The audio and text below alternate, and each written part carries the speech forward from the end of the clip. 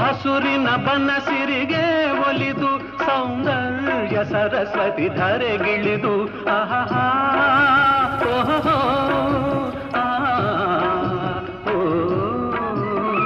ಹರಿಯುವ ನದಿಯಲ್ಲಿ ಜಾಡಿ ಭೂವನದಲ್ಲಿ ನಲಿಯುತ ಓಲಾಡಿ ಚೆಲುವಿನ ಬಲೆಯ ಬೀಸಿದಳು ಈ ಗಂಧದ ಗುಡಿಯಲ್ಲಿ ನೆಲೆಸಿದಳು ಇದು ಯಾರ ತಪಸ್ಸಿನ ಫಲವೋ ಈ ಕಂಗಳು ಮಾಡಿದ ಪುಣ್ಯವೋ ಓಹೋ